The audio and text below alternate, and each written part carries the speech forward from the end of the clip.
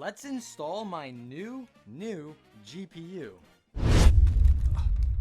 What the hell? Don't worry, this is not actually a graphics card. It's a little keycap of my graphics card. Let's install that first.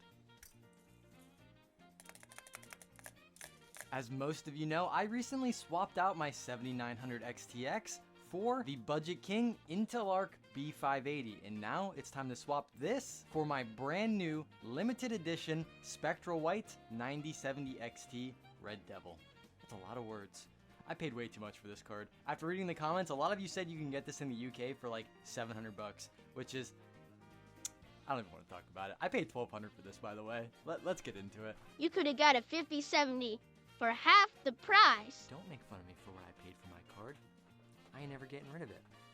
It's a work of art. I don't want your 5070s. Anyways, when installing a new GPU, there's one thing we have to do first before we can put it in our system. And let me fix my past mistake, and that is use display driver uninstaller, not dedicated driver uninstaller. DDU is up, and now all we have to do after selecting GPU, we have to select the device, and that's gonna be Intel. Clean and shut down. Let's move all this junk out of the way so we can install the graphics card, but before we install it, we still have to do one more thing to make sure nothing bad happens, is turn off that power supply. I'm just gonna turn off this power brick.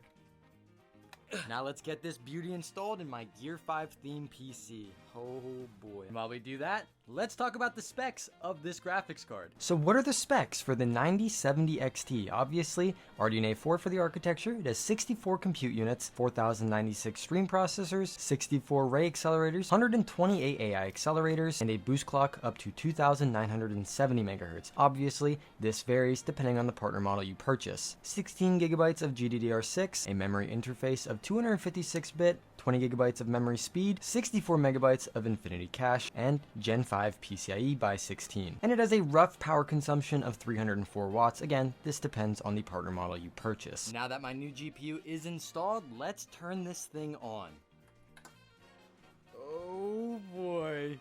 Oh my goodness, dude, I'm so hyped. We got display. Let's go. Now all we have to do is install the AMD Adrenalin app for the drivers and the app to control the RGB on my graphics card.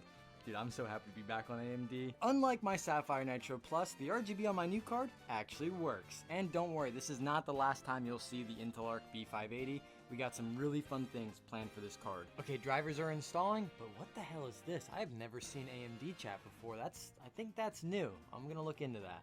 For my new PC builders, don't freak out, but your screens are gonna flicker quite a few times, like that right there.